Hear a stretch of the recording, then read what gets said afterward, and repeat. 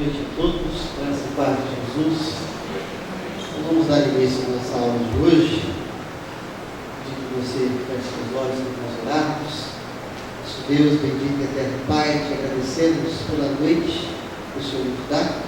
Te agradecemos por esse espaço, por essa estrutura, por esse momento, onde nós podemos olhar um pouco para a história, para a sua palavra, entendermos melhor a nossa fé, nos fortalecer com nossa fé e também, ó Deus, entendermos a sociedade que vive correndo atrás de uma espiritualidade e às vezes, ó Deus, enveredando por caminhos que não são ou que não é o caminho de Jesus Cristo, que não é o caminho do Senhor, pessoas cegas, perdidas.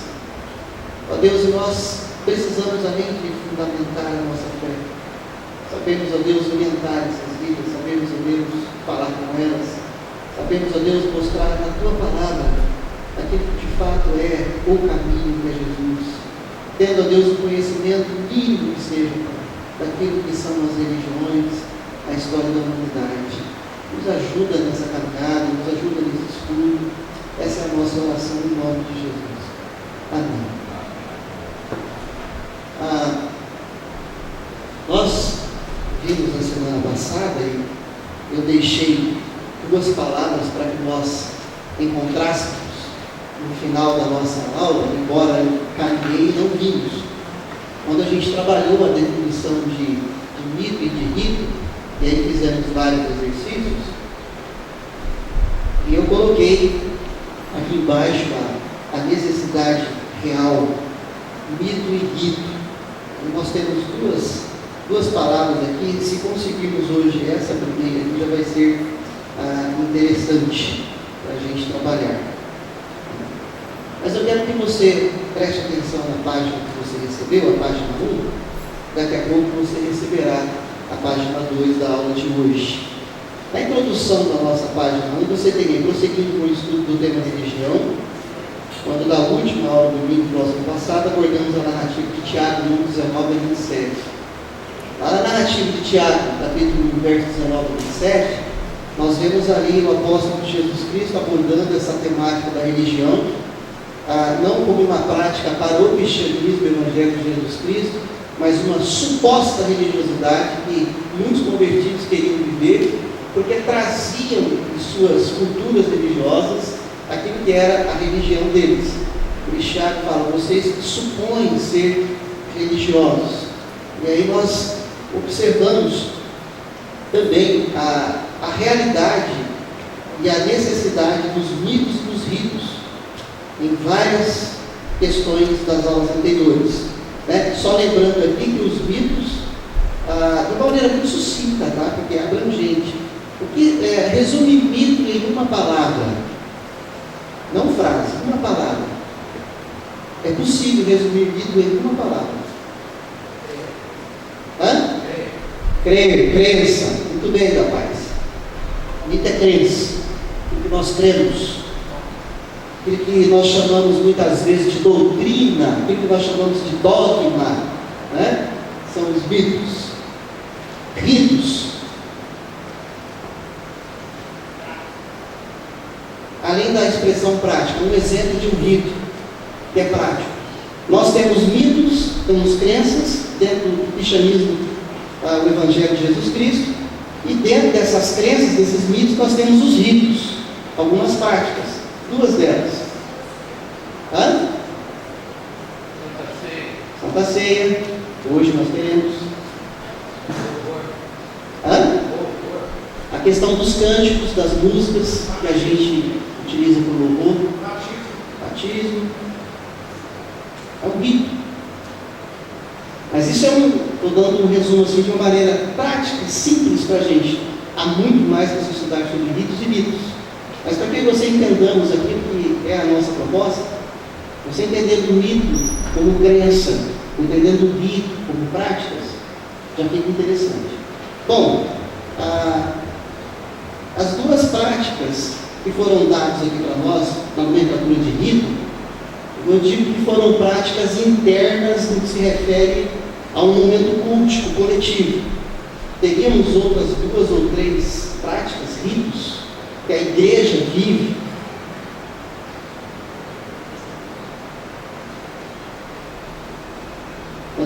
paciência, eu estou aqui abrindo mais a página do norte. Hã? Não entendeu a informação? A pergunta é: nós trabalhamos a respeito de mitos e de ritos. Entendemos que os mitos são crenças, os ritos são as práticas em cima dessas crenças. Foram dados exemplos de mitos e de ritos. Eu gostaria de outros exemplos de mitos e de ritos que não fosse apenas interno, num culto, na coletividade da igreja.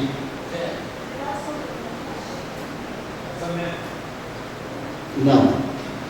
Casamento já entra numa questão de sacramento, embora seja um rito, e também é um rito, um sacramento, mas de outra denominação.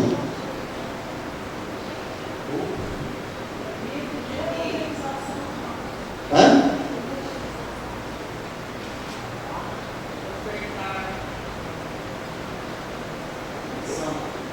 Hã? Mas essa palavra tem muita coisa dentro. Ela é abrangente. Não que você esteja errado.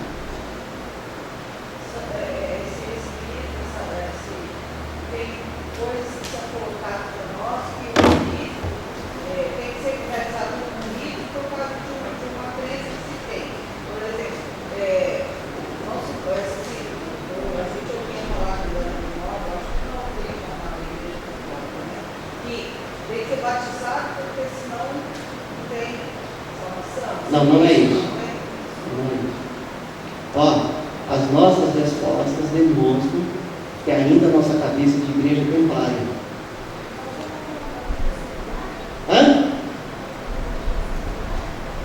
No dia a dia, eu falei, extra culto coletivo mesmo. Nós trabalhamos aqui a igreja no último semestre, inteirinho. Eu até citei uma parábola domingo passado aqui. Mas isso é bom porque é um start, joga uma cabeça ainda, é templária. A gente tem dificuldade de pensar fora daqui, percebe? A gente tem que ir despertando isso cada vez mais. Parábola que eu passei aqui do filho pródigo. Filho pródigo não, perdão. Do bom samaritano. E eu até citei as expressões lá. O socorrer ali na questão do amor ao próximo. Que não tinha nada a ver, presta atenção. E Jesus faz um paralelo. Ele mostra a questão da religião e daquilo que se diz religião, né? Como era muito templário.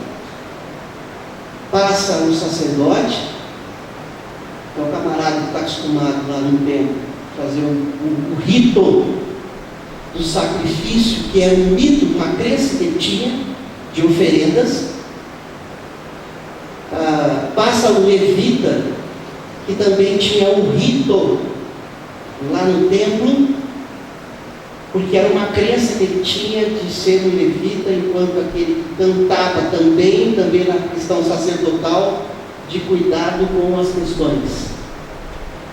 E aí Jesus fala que esses do rito templário não tiveram a capacidade, eles não viveram aquilo que de fato é a proposta da palavra de Deus, enquanto rito e mito, fora do espaço do culto, daquilo que eles consideravam religioso.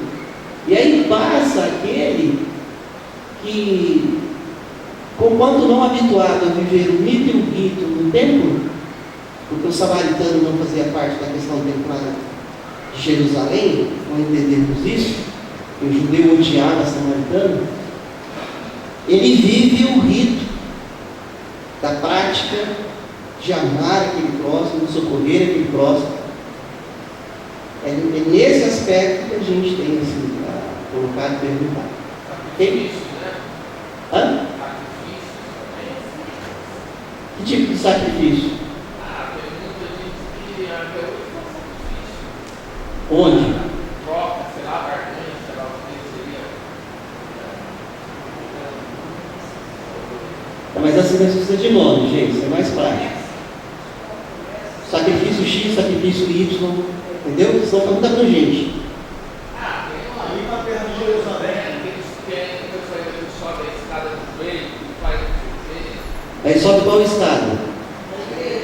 Ele ainda está lá, templário. Isso ainda não é, essa cabeça dele está lá no templo ainda. Entendeu? Entrou na questão do amor aqui, do cuidado, né?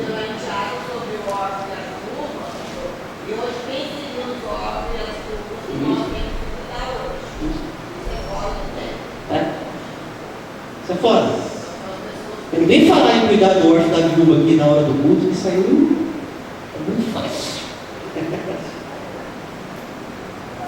Está vendo, irmãos, a nossa pergunta aqui? É? Sim.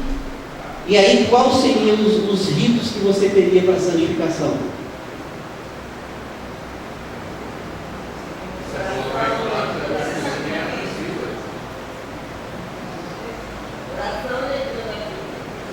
Aí eu vou usar os termos, os meios de graça que nos foi dado. A minha vida de oração, a minha vida de estudo bíblico. O que está sendo colocado está correto, irmão, só que a gente precisa afunilar e ser mais prático na resposta.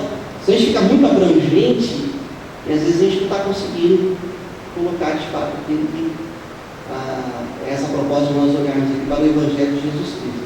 Mas isso tudo, todos nós vivemos essa dificuldade por causa dessa prática religiosa de muitos anos. Um dos propósitos de nós estudarmos essa temática é de entendermos essa nossa prática de mito e de rito em todas as esferas da nossa vida, para a gente se libertar daquilo que é chamado de religião, porque isso mata. A religião, ela serve para uma coisa, para matar e cegar a pessoa, sem medo de dizer. A religião, ela pipola, ela cega a pessoa, ela mata. A religião, ela deixa o ser humano ignorante. Agora, o Evangelho de Jesus Cristo, esse eu não tenho dúvida, esse promove vida. Esse promove vida para a gente, ok? Pastor, desculpa. Dentro da questão de prática, de rito e mito fora do tempo. Eu perdi a primeira explicação, eu estou boiando, assim, de verdade. É? Então, a pergunta que você fez agora por último, que ninguém soube responder, qual é? Desculpa mesmo, né? Tá, eu vou pedir assim, ó. Vai acontecer não só da Leonora, como outras pessoas boiarem um pouquinho, porque a gente definiu bastante nas últimas aulas mito, rito e religião. Aí eu vou pedir assim, tem aqui, vai dar para a gente olhar um pouquinho na nota de rodapé, alguma coisa aqui. Eu peço que vocês sempre tentem olhar a aula anterior, tá? Senão a gente vai ficar bem. Tá bom? Mas vamos lá. Observem aqui que a gente trabalhou. Deixa eu mudar.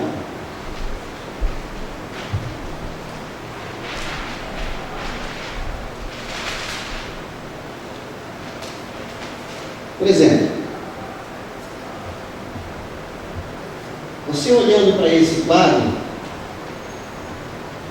você vai ter vamos dizer assim, uma introdução da introdução da introdução, daquilo que de fato, se Deus nos abençoar, eu quero afunilar e chegar, para que haja um entendimento, pelo menos básico, a despeito das religiões. E quando eu coloco religiões ou religião e religiosidade, é que nós definimos religião, e dentro da religião existe a religiosidade, a prática dessa religião. E dentro disso, quando a gente olha para o Evangelho de Jesus Cristo, que é a proposta para a igreja do Senhor Jesus, o quanto que há de religião dentro do Evangelho de Jesus, não, dentro do Evangelho não tem como, o quanto há de religião e religiosidade na igreja de Jesus Cristo, tentando caminhar junto com o Evangelho de Jesus Cristo. E dentro disso, as propostas das tantas religiões hoje, de onde isso vem, como isso se sucede. E eu quero mostrar esse cuidado que nós precisamos ter, porque Porque as mesmas ingerências ou influências que ocorreram no Evangelho de Jesus Cristo, voltando, que ocorreram no povo de Deus no Antigo Testamento, que ocorreram no Evangelho de Jesus Cristo no Novo Testamento, de outras religiosidades, hoje ainda acontece isso no meio do povo de Deus. Quando a gente olha e estuda a narrativa do Antigo Testamento, o que era a vida, o rito unido do povo de Deus, os judeus, quando a gente olha para o Novo Testamento e começa a olhar o que era ainda o rito e o mito dos judeus, e entra o Evangelho de Jesus Cristo no Novo Testamento, e o que eram as religiões que estavam constantemente influenciando esse Evangelho de Jesus Cristo. E quando a gente olha para essa narrativa bíblica, quando a gente olha para a história da igreja, até hoje, a gente percebe que a igreja sempre sofreu essas ingerências. E a igreja vai sofrer essas ingerências até a volta de Jesus. A questão é o quanto eu e você estamos preparados para sofrermos essas ingerências e o quanto eu e você queremos permitir essas ingerências na vida da igreja que busca viver o Evangelho de Jesus Cristo. Então, quando a gente coloca aqui, religiões, depois eu vou citar a fonte quando eu trouxer, porque hoje eu só estou dando uma introdução, mas é o livro Mundo das Religiões, um dos 7, 8 livros que eu estou utilizando para trabalhar isso aqui, obviamente, considerando primeiramente a Palavra de Deus, a Bíblia Sagrada. Mas lá no livro Mundo das Religiões, ele traz essa abordagem que eu achei interessante. Ele traz a questão das religiões primitivas, e primitivas aqui, eu não vou entrar nesse mérito agora, porque isso aí já é outro estudo. As religiões primitivas, elas estão dentro daquilo que é o chamado o período da pré-história. E aí entra aquelas questões do neolítico, paleolítico, aquela coisa que você estudou lá no ginásio, que eu estudei, né? Mas a gente não vai estudar isso agora. Então, as religiões primitivas de 10 mil anos atrás. Se der tempo hoje, a gente não cita o nome de algumas delas. Depois nós teremos as religiões milenares clássicas, de mais ou menos 3 mil anos antes de Cristo. E aí nós vamos citar aqui, essas aqui são mais fáceis, eu já até tenho citado. Quem se lembra de alguns que eu já citei nas aulas anteriores? Religiões milenares clássicas, 3 mil anos antes de Cristo. Nós citamos ali o hinduísmo, citamos o budismo, falei daquilo que viria a ser a questão do judaísmo, 3 mil anos de Cristo. Quem falou? O xamanismo que o José Carlos está falando, ele é uma prática de uma religião que vem aqui das práticas primitivas, mas o xamã não é uma religião. O xamanismo é uma crença nos espíritos. O resumo que eu estou dando para você: o xamanismo ele vem da crença de várias religiões primitivas, ele adentra a crença nas religiões milenares clássicas, e ele entra na crença das religiões modernas do século XV. Deixa eu colocar, né? Pontinhos, pontinhos, pontinhos, para cá, até hoje. O xamanismo tem a crença nos espíritos, tem a crença na consulta a esses espíritos, mesmo que morreram, tem a crença de que esses espíritos vêm e ajudam as pessoas a resolver as coisas. O xamanismo tem a questão da imposição das mãos e da cura de enfermos. É um negócio gigante, mas ele não é uma religião, ele é um dogma, uma crença de várias religiões primitivas que adentraram várias religiões milenares clássicas e que adentram religiões modernas hoje. Aí nós vamos trabalhar um pouquinho, vamos trabalhar tudo, um pouquinho daquilo que foram e de certa forma ainda são essas religiões primitivas, milenares clássicas e modernas. Se eu pudesse dizer assim,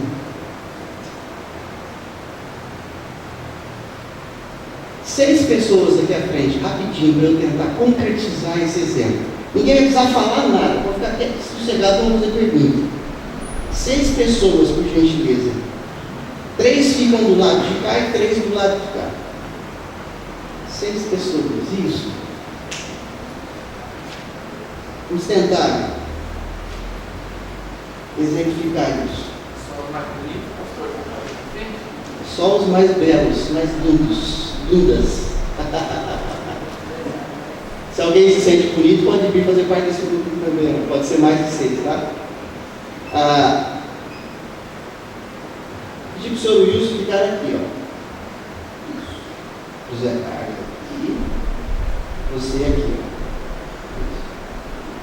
Vou tentar trazer um exemplo concreto disso. Eu vou tratar aqui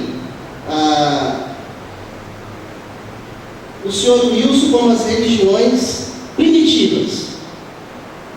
São muitas, hein? Então, o senhor Wilson representa o grupo das religiões primitivas, lá do período que eu disse que na história é chamado de pré-história. O José Carlos eu vou chamar de religiões milenares clássicas. São várias religiões milenares clássicas. E o Arthur eu vou chamar de religião, qual que é a terceira aqui? Modernas. Ok? Venham os 3 aqui, por gentileza. Poderia ter vindo mais, tá? Mas como eu estou falando que cada um aqui não representa um, não, tá? Representa vários. Dona Vana, a senhora vai. Isso, chega pertinho do seu Wilson, dá a mãozinha do seu Wilson, dá a mãozinha do seu Wilson. Solta a mão do seu Wilson e caminha, vai, caminha. E fica aqui, ó, no meio do corredor. Isso, Toninho, vai lá. Não precisa pegar no mão do Zé Carlos, só dá um abraço dele, tá? Vai ficar isso. Pegou na mão do Zé Carlos? Caminha para lá, Toninho, fica um pouquinho aqui. Pode ir mais para trás, né, Toninho? Tom, dá um abraço no Arthur, isso. Caminha para lá agora, Tom, por gentileza. Pode ficar mais para cá. Ó, religiões primitivas, mais de 10 mil anos atrás. Daqui saíram várias religiões, com nomes até diferentes daquelas lá. Mas os dogmas, ou seja, as crenças, os ritos, manteve-se bem aqui. Aqui começou a perder algumas práticas e aqui chegou com novas práticas. Mas traz algumas daquelas práticas lá atrás. Então tem religiões hoje modernas com práticas de 10 mil anos atrás, porque as religiões primitivas foram se mantendo. Religiões milenares clássicas saíram de lá, vêm para cá, vão se passando décadas, séculos, milênios, e as várias crenças, as várias religiões, e trouxeram daquelas religiões milenares clássicas de mais de 3 mil anos, vieram para cá. Como eu não citei muitos nomes da religião primitiva, eu vou deixar para depois, eu vou citar aqui. Então, religiões milenares clássicas, que nós citamos aqui: o hinduísmo, o budismo, o judaísmo, o islamismo, e mais uma, o cristianismo, ok? Então nós temos essas religiões milenares clássicas que chegaram até aqui. Olha só, presta atenção agora. Essas religiões milenares clássicas que chegaram até aqui, elas foram influenciadas em parte na trajetória por práticas das religiões primitivas. Eu estou dizendo todas, boa parte. Então já há uma mistura aqui, conquanto cada uma tem o seu foco maior. Quando a gente vê nas religiões modernas, que é do século XV para cá, e quando a gente fala do século XV para cá, nós já estamos falando ali de um período pré-reforma, reforma, das várias religiões, e chegam até aqui, que saíram de lá e vêm para cá. Olha o que o pastor vai dizer. Essas religiões modernas, que não são apenas islamismo, hinduísmo, budismo, zoroastrismo, cristianismo, catolicismo, não são apenas essas. E aqueles montes de nomes que eu não falei da religião primitiva. Essa daqui já vem um pouquinho com essa, um pouquinho com essa, um pouquinho com essa, e mantém aqui as crenças dela. É isso que acontece na história das religiões.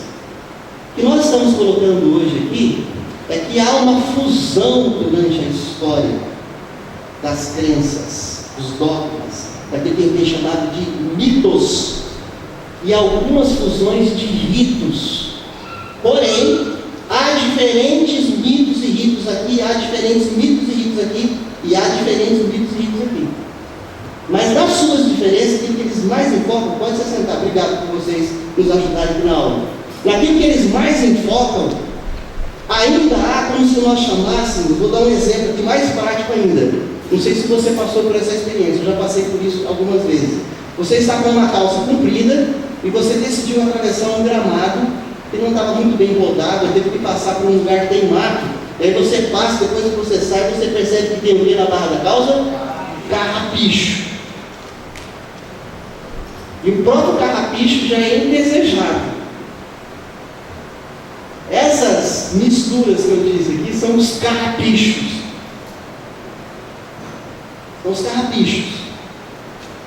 E são esses carrapichos que, quando a gente entender um pouquinho daqui, um pouquinho daqui, um pouquinho daqui, nós vamos olhar, presta atenção, aí nós vamos olhar para o Evangelho de Jesus Cristo que eu e você amamos e queremos seguir a cada dia. Nós vamos começar a olhar para a barra da nossa calça, do vestido, da saia, quem assim utiliza sua vestimenta, e vai falar: tem um carrapichozinho aqui, tem um carrapichozinho aqui, tem um carrapichozinho ali, tem um carrapichozinho ali. Eu não estou dando nomes hoje, nós vamos dar os nomes mais à frente, tá? Mas é isso que acontece. Eu tentei, às vezes eu não consigo. Deu para entender aqui que a gente demonstrou? Tá? Então, o mérito é que os irmãos que vieram aqui à frente nos ajudar. Quando a história... Bom, pastor, e a Bíblia? O que é a Bíblia? A Bíblia, ela diz tudo. Ela diz tudo. Aliás, eu não coloquei, mas você anota aí, porque é interessante a gente entender que nós trabalhamos num cunho histórico, mas sempre tendo a Bíblia como nossa maior fonte. Abra lá em 2 Timóteo 3, texto bem conhecido de todos nós. Mas é interessante a gente lembrar. É interessante a gente lembrar. Ao mesmo tempo que é interessante nós levarmos a sério a vida acadêmica, os estudos. Olha só o que eu falei durante a aula aqui. Quando eu falei sobre pré-história, e eu falei que aqueles períodos lá, neolítico, paleolítico e outros íticos da vida, em que momento da sua vida você estudou isso? Está na quinta série? Sexta série? Vocês entenderam? Olha só como uma disciplina, lá na quinta série, ou na sexta, depende da escola que você estudou, de pré-história, te ajuda hoje, não que você depende dela para viver, eu também não, mas te ajuda e me ajuda muito a olhar depois para a narrativa bíblica e para a história e ter mais pressupostos, pano de fundo para trabalhar um tema religião. Ok? A palavra de Deus ela é suficiente para mim e para você. Só que para que ela seja relevante na minha vida e na sociedade, eu e você precisamos saber ouvir a sociedade. Porque se eu sou cheio da palavra de Deus, mas eu sou um ouvido tapado para a sociedade, eu vou estar falando a palavra de Deus para a sociedade daquilo que ela não está te perguntando e nem me perguntando. Agora, se eu sou cheio da palavra de Deus, meus ouvidos estão abertos à sociedade, eu vou trazer estudos e mensagens, eu vou saber conversar com essas pessoas diante daquilo que de fato elas estão conversando, diante daquilo que elas estão perguntando, diante daquilo que está sendo a crise dessas pessoas, que estão sendo a crise delas. Né? Então, por gentileza, não vamos aqui com mérito e demérito as Escrituras é a nossa regra maior de fé e prática. Onde que eu digo isso? 2 Timóteo 3, verso 14 a 17, é o que diz aqui: tu, porém, permanece naquilo que aprendestes e de que foste inteirado, sabendo de quem o aprendeste, e que desde a infância sabes as sagradas letras, que podem tornar-te sábio para a salvação pela fé em Cristo Jesus. Toda criatura toda a Escritura é inspirada por Deus e útil para o ensino, para a repreensão, para a correção, para a educação na justiça, a fim de que o homem de Deus seja perfeito e perfeitamente habilitado para toda boa obra. Amém, nós todos? Amém? Legal. Agora presta atenção. Você olha aqui, então não precisa ver mais nada, porque... E uma escritura aqui com letra maiúscula, para ficar bem claro que não é qualquer literatura ou qualquer escrita, é a escritura sagrada, a palavra de Deus. Aquilo que já tinha na mão dos apóstolos e Paulo escrevendo a Timóteo aqui, que era a questão do Antigo Testamento e algumas cartas. Ok, vamos lá.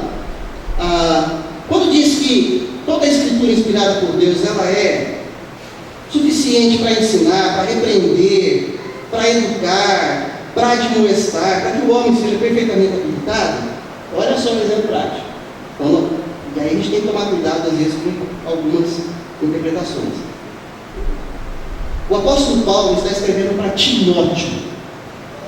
Timóteo é um jovem e está cuidando da igreja, de uma comunidade local. A história diz que Timóteo esteve tanto em Éfeso como depois de um tempo em Listra, nessas duas cidades, cuidando de igrejas, comunidades locais. Por que Paulo escreve para ele e fala assim, ó, você permanece naquilo que você já aprendeu? Aí eu já tenho que trazer na cabeça rapidão aqui. Ele aprendeu o quê de quem? As Sagradas Escrituras, de quem? Antes de aprender de Paulo, ele aprendeu da sua avó e da sua mãe de Eunice. Lembra dessa história? Timóteo, filho, né, de Eunice. Então Paulo fala, ó, você não aprendeu lá, então fica aí. E aquilo que Paulo já havia ensinado para ele, continuava ensinando. Agora, quando o apóstolo vem, não só para Timóteo, como para outras igrejas, fala, permaneçam na palavra de Deus, será que dá para você e eu entendermos que está ocorrendo algum tipo de ingerência de outros pensamentos e de outras crenças ali? Você consegue pegar isso? Senão não tem porquê. Eu já sei que é. Timóteo, ele está cuidando de uma comunidade local, de uma igreja local, onde as religiões que tinham seus templos também na cidade onde ele pastoreava, uma parte da igreja de Jesus Cristo, as religiões pagãs, as religiões com crença em outras divindades, e principalmente ou fortemente aquilo que é o gnosticismo, que entre várias crenças, que entre vários mitos do gnosticismo, eles não criam na encarnação de Jesus Cristo, muito menos na ressurreição de Cristo. E esses mitos dessas religiões, essas crenças, estavam invadindo a vida do Evangelho de Jesus Cristo nessas comunidades. É importante aí você lembrar que essas pessoas, elas vivem na reunião das casas. Esquece tempo aqui, tá? Isso já foi faz tempo.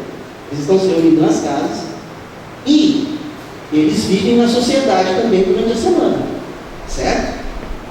Muitas pessoas que se convertiam e iam fazer parte dessas reuniões da igreja que aconteceu nas casas, eles vinham com as suas religiosidades.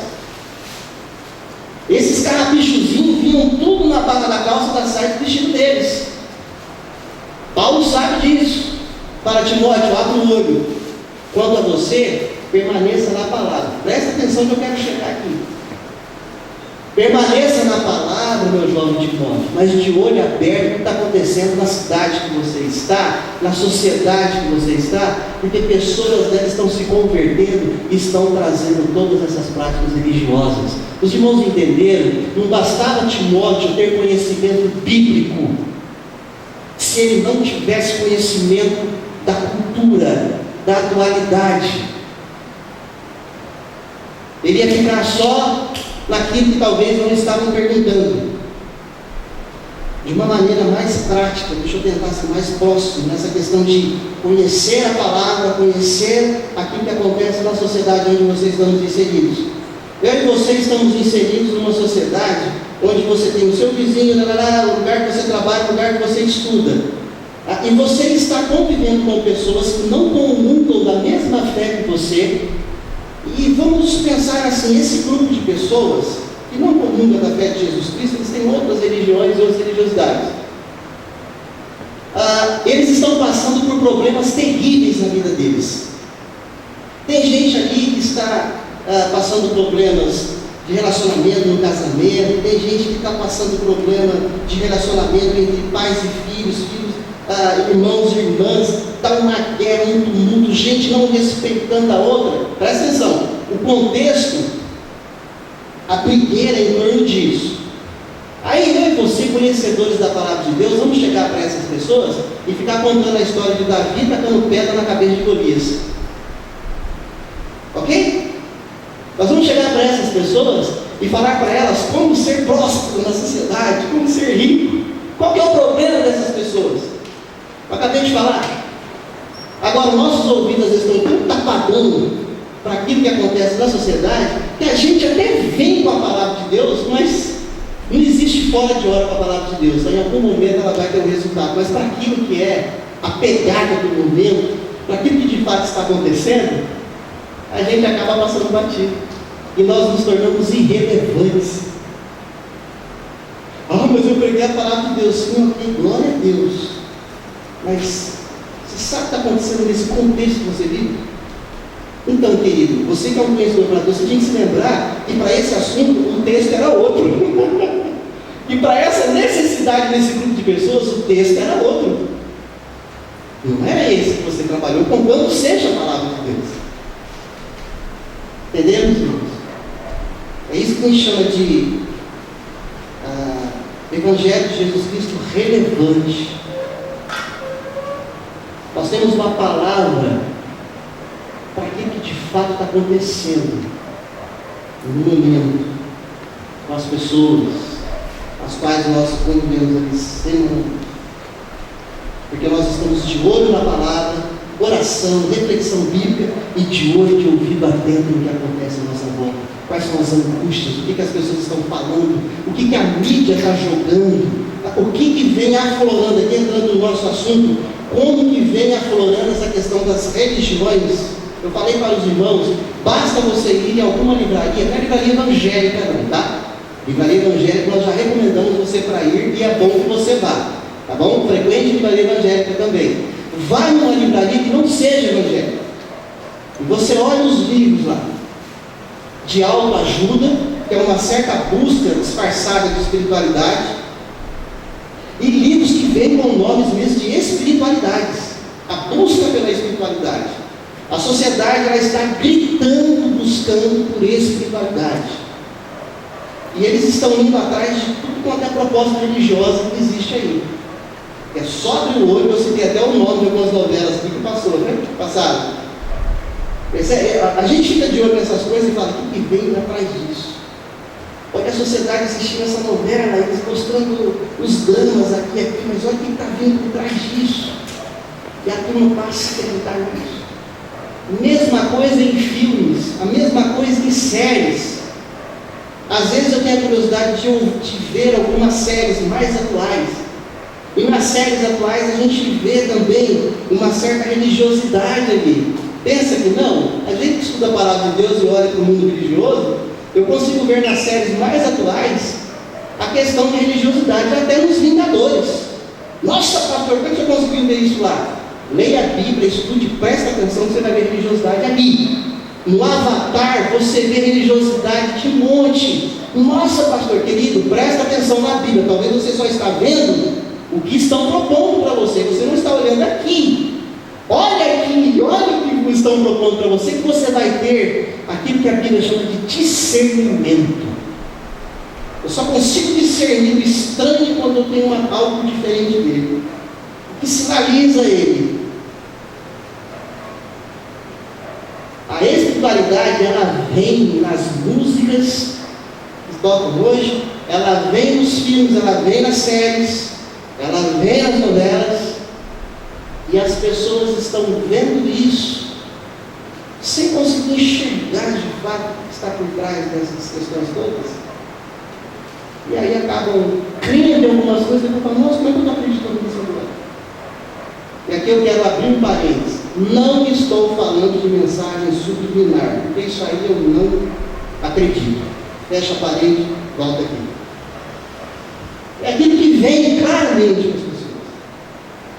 E as pessoas vão entrando de leve, vão entrando. Então é isso que nós estamos trabalhando aqui. Eu não trouxe esse tema, eu venho estudando esse tema há alguns anos, assim como a questão de cristianismo, judaísmo, a questão da igreja, templo, sinagoga. Eu não comecei a dar aula naquele dia, porque eu conheci, nossa, que vontade de estudar a história do templo, sinagoga. Não, primeiro o pastor se prepara bastante, e eu já vinha ao mesmo tempo que eu dava aquele curso, estudando e preparando isso. O pastor está sempre pregando algo, ensinando algo, e eu já estou preparando a próxima série que eu vou dar depois dessa, ao mesmo tempo que eu estudo essa. Para quê? Para nos calçar bem, para não trazer fonte errada, fonte falsa, para não falar água, para não falar coisa que não tem nada a ver, mas para levar os irmãos a pensar. Nesse aspecto, é que eu peço que você abra a sua Bíblia comigo, lá em Êxodo 12, no primeiro texto da página 1. Eu ia trazer pronto, eu apaguei, eu falei, não, eu preciso ajudar os meus irmãos a construir isso, então eu vou pedir para eles escreverem, eu vou pedir para eles lerem e para eles exercitarem, porque é assim que eu aprendo, é assim que eu entendo que a gente aprende. Então, pelo menos compreender aqui vai ser possível. Na revisão depois aprendermos.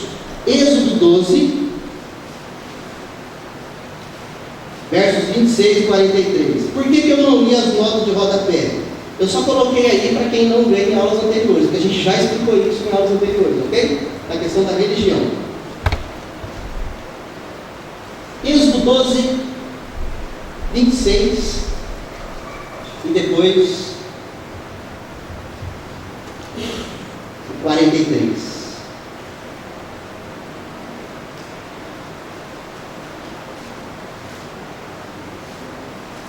Existem alguns vestibulares que você tem que fazer uma interpretação de texto ou uma dissertação. Você tem que ler e ele fala, escreva o que você entendeu. Você vai escrever o que você entendeu. Tem vestibulares, outras provas, tem interpretação de texto, que eles colocam as possibilidades A, B, C. Aí eles pegam pedaços do texto que colocam aqui, e aí fica mais fácil de você conseguir fazer uma interpretação, porque lá nas 5 alternativas há uma alternativa correta. Então ele te ajuda de certa forma em você olhar para o texto. Às vezes eu faço isso, hoje eu decidi não fazer. Hoje eu falei, vamos ler, eu quero que você tire de lá o que você viu. Ok? Então, leia os textos abaixo e escreva as palavras que se relacionam com religião. Presta atenção. Palavras que se relacionam com religião, com quando não exista a menção religião. Ok? Então vamos lá, Êxodo 12, 26. Eu vou ler e peço que você acompanhe comigo a leitura que nós vamos fazer aqui. Se é que tem, né? Se não tiver também, você vai falar, não tem. Então por que ler? Vamos lá. Êxodo 12, 26. Quando vossos filhos nos perguntarem, terminem de ler comigo, que? Essa tá fácil, hein? Não quero nem me enforcar no velho alface aqui, por favor. Qual é a palavra que está relacionada com religião em Êxodo 12? Então escreve aí, rito. Entendendo já das aulas anteriores, e um pouquinho que eu falei hoje, o que é rito, ou o que são os ritos.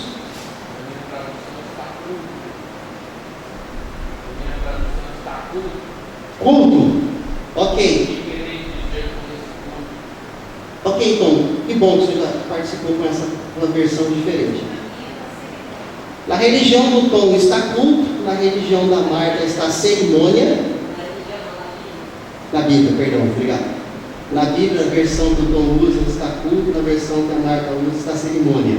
Alguém tem uma versão diferente de culto, cerimônia e rito? Não? Mas vocês percebem que as três estão atreladas à religião. Então, por que vem essas palavras diferentes, pastor? É só olhar a versão da Bíblia que você está usando. Ok? É só olhar a versão. Tá? Mas a palavra, o significado é o mesmo.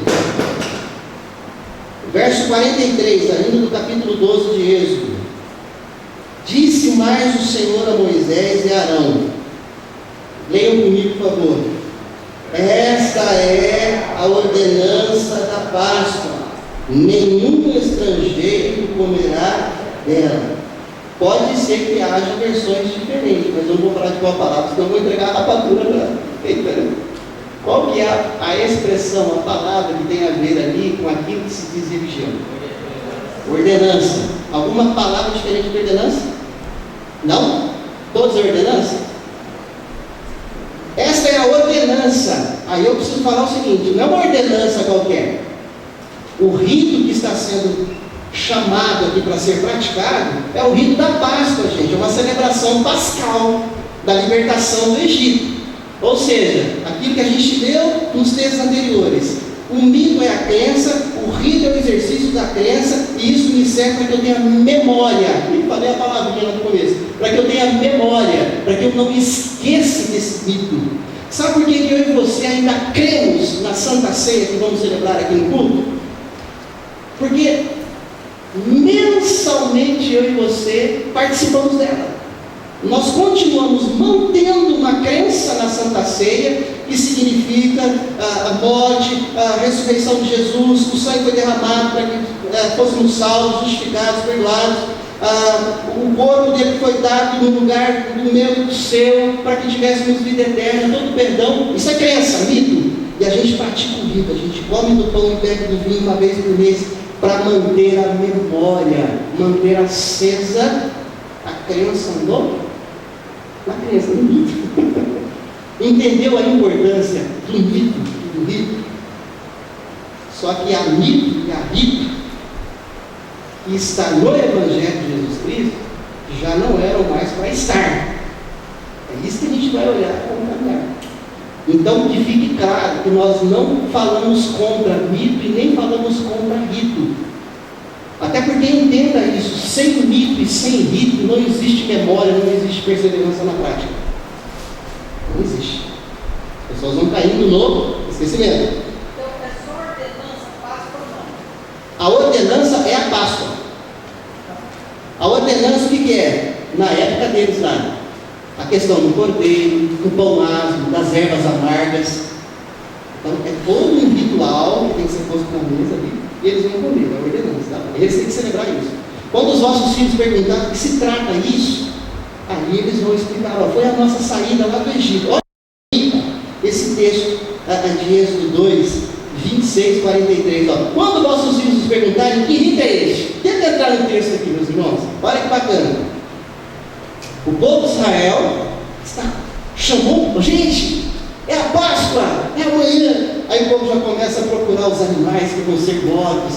Aí o pessoal começa a colher as ervas amargas. E aí tem a turma que lá que vai fazer o pão asmo. E aí a criançada está vendo tudo aquilo acontecendo. Ele fala: pai, mãe, o que vai acontecer? É Natal, é festa? Com aquela perguntinha sutil: a visita vai chegar? Aí começa a preparar uma comida diferente. Vai vir visita? Os filhos perguntam, aí a palavra de Deus fala assim: quando os seus filhos perguntar que movimento é esse, aí vocês aproveitam o verso 43. Disse mais o Senhor a Moisés: não, essa é a ordenança da Páscoa. Nenhum estrangeiro vai comer dela, mas vocês que participaram e que faz parte do povo que Deus libertou do Egito, então quando os seus filhos perguntarem, aproveitem enquanto vocês comem do pão. Já entrei num tema que se alguém pegar ele vai falar: é isso. Mas eu não vou falar, mas eu entrei. Sim. Todos os versículos anteriores vão falar, né? Respondereis ao sacrifício da Páscoa ao Senhor que passou por cima das casas dos filhos. Obrigado, muito bom. O verso 27 já vem com a explicação ali. Então os pais aproveitam com o rito, presta atenção, os pais aproveitam com o rito da ceia pascal, na pergunta dos filhos. Gente, o que a gente vem falando até agora? De conhecer a Bíblia, ver o que o povo está perguntando, conhecer a cultura do povo. Os filhos estão lá perguntando: pai, mãe, o que é isso? Aí o pai e a mãe vai falar assim: no princípio, meu Deus do céu, pai, mãe, essa parte de gente eu já conheço, eu sei que você conhece a criação. Aí Deus descansou, né? Embora Deus não fica cansado, Ele mandou o povo descansar. Pai, mãe, eu estou perguntando desse rito aqui. Entenderam, gente? Respondeu o que estão perguntando. Às vezes a gente quer responder o que não estão perguntando. É aproveitar o momento que o filho está falando: o que está acontecendo aqui? senta aqui, enquanto a gente come o pão, enquanto a gente bebe, enquanto a gente come essa carne, desse animal que foi morto, enquanto comemos das ervas amargas, nós queremos contar a história para você. Houve um tempo em que os nossos antepassados, e eu e sua mãe, ficamos aprisionados lá no Egito, mas o Deus Todo-Poderoso, Senhor Criador de todas as coisas, nos livrou de lá e nos fez passar pelo Mar Vermelho, abrindo o mar. É isso que Deus falou através de Moisés, para que eles celebrassem esse rito da libertação, e aqui é uma tipificação, lembrando isso, uma tipificação do que vem a ser o Cristo, o Cordeiro que vai ser entregue por nós. E hoje nós celebramos, não comendo pão asmo nem ervas amargas, nem o animal que é morto. Nós comemos do pão e do vinho, que simboliza o corpo de Cristo. Estou esperando alguém fazer uma pergunta. Eu joguei a faca, o queijo e a goiabada na mesa. Vamos ver se alguém pegou para perguntar. Estou esperando.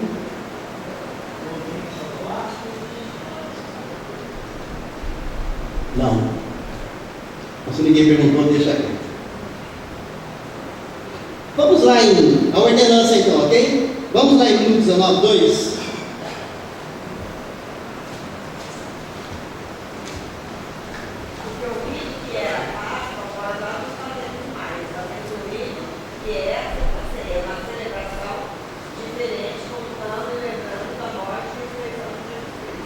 Certo. E?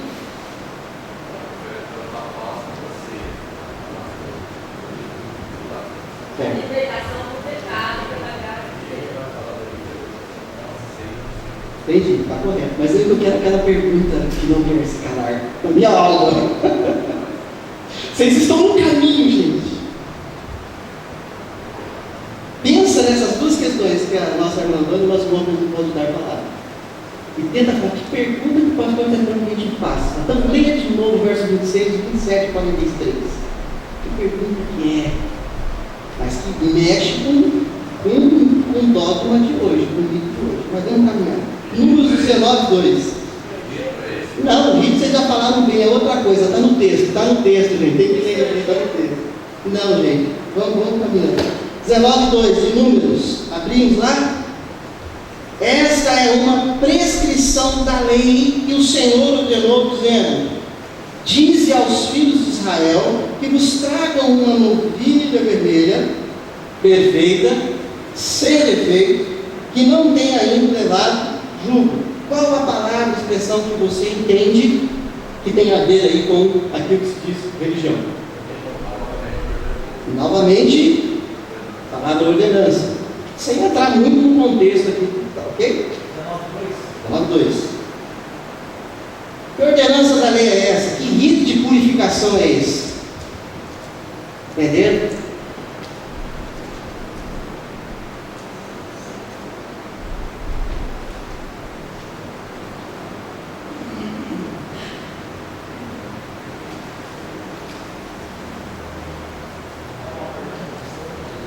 Dentro aqui?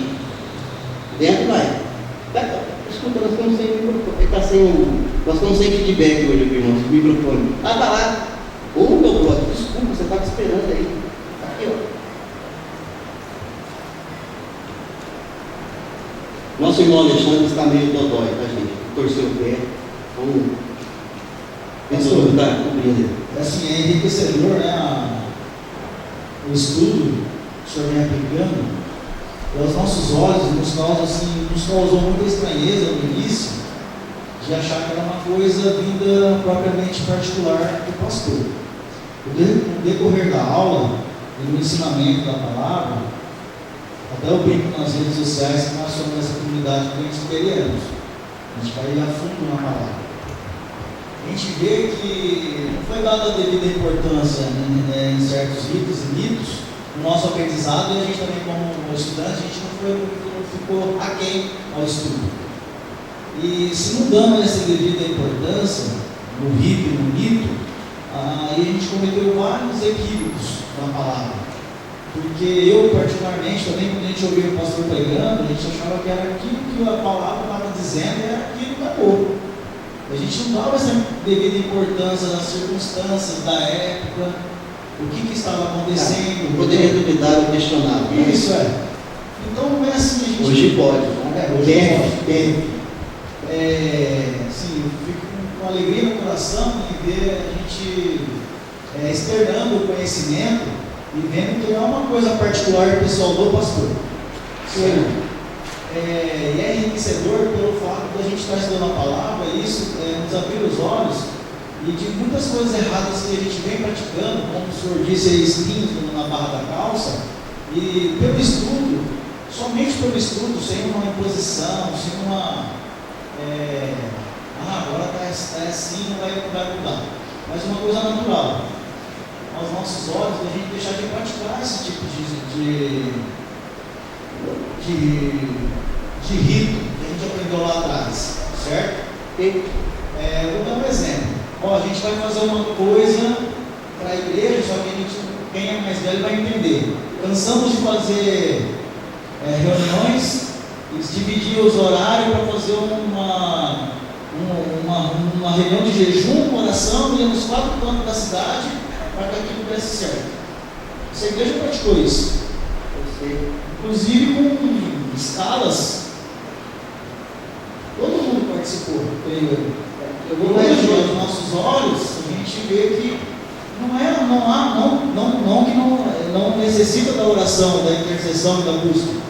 Mas o jeito não mais aquele. Eu vou mais longe, Zé Carlos. Naquela época, mesmo eu estando pastoreando fora daqui, em 2 cidades, igrejas que eu pastoreei, as notícias chegaram, né? Eu sei de uma certa comunidade dentro da gente verde que pagou caríssimo aí para algumas horas de voo, o cara ungir a cidade do Presidente Prudente jogando óleo lá de cima do avião. Ungir a cidade. E os crentes abençoados ainda deu uma oferta e pagou para o cara pagar a hora de voo.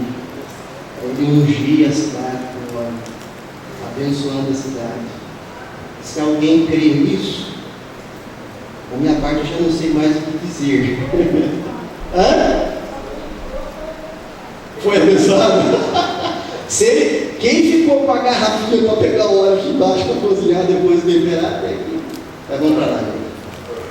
Aqui, ó. A pergunta é referente ao estrangeiro? Não é essa pergunta. Ele fala assim que o estrangeiro não comerá. Quem é esse estrangeiro? É que não era judeu e que não fazia parte do Israel na Eu época. acho que o senhor quer que chegue mais para nós agora, que é Jesus o nosso. Não, irmã, não é essa pergunta, irmã. Ó, vamos lá. Passa a página 2 para. Ó os diáconos, ó, também não é essa. Os diáconos vão avisar. Então não passa a página 2, irmão. Não passa, porque fica como tarefa para casa, isso. Tarefa para casa não, pesquisa, atividade. Beleza? Que bom que vocês estão tentando fazer a pergunta. Vamos entender. Tá? Quem tiver um insight durante a semana pode mandar no WhatsApp. Tem alguns alunos que perguntam durante a semana e tem o maior prazer em ajudar a encontrar a resposta. Eu ia começar a colocar aqui, ó, algumas religiões primitivas de 10 mil anos atrás. O Sami e o Baiga. Vocês já ouviram falar nesses dois? Nesses dois aqui, aquilo que o Zé Carlos colocou no começo, há a prática de xamã, ou aquilo que é chamado a prática do xamanismo. Nesses dois.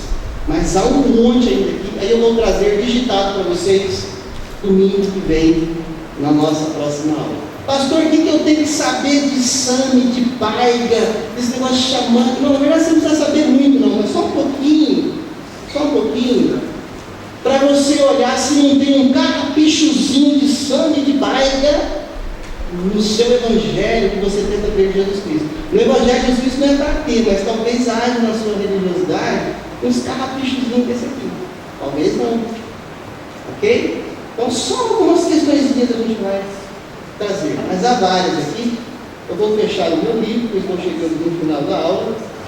Página 2 que você recebeu, Eu deixei a minha página 2 lá para ficar sendo xerocado. Sobrou alguma aí? Hã? É? Espera aí que eu vou na minha página aqui no notebook. Pode deixar. Bom, resumidamente, não tem muito o que falar aí, né? Vocês têm a continuidade do que eu propus aí nessa página. Vejamos nos textos abaixo se há menção à divindade, mitos e ritos. Então, assim, eu estou passando para vocês fazerem uma pesquisa, uma atividade durante a semana em casa, daquilo que a gente já explicou, certo? Aula dada, aula, preferência hoje. Hoje não sei, então amanhã você ouve de novo quando postar o texto, aí você volta a ver. Então você vai ler esses textos bíblicos, tem bastante texto bíblico aqui, ó, só devocional já está legal para essa semana, minha também. Eu vou ler também, tá? Eu já fiz, já vou fazer de novo para estar junto com vocês. Se há divindade, mitos e ritos, em Êxodo 20, versos 1 a 5, e nos textos todos abaixo, esse água você vai pôr. Só que, por favor, tá? Não vai querer encontrar no texto lá a palavra divindade. Não vai querer encontrar a palavra rito ou mito. Ou num texto aqui que tinha a palavra mito. Só que na outra versão já estava ordenança, na outra estava crença. Então, pensa naquilo que são sinônimos. Fechamos? Fazer isso nesses textos aqui. Abaixo agora, a última pergunta. O que os textos abaixo estão falando que existe, porém não é aprovado por Deus? Em Êxodo 7, 11 e 20, Deuteronômio 18 e em Atos, em 2 Tessalonicenses, mencionam práticas, ritos e mitos, não tomando ritos e mitos, mencionam. E existem, porque está lá, Deus está dizendo deles, mas Deus não aprova. Você escreve aqui. Fechou? E a gente prossegue a partir deles no domingo que vem.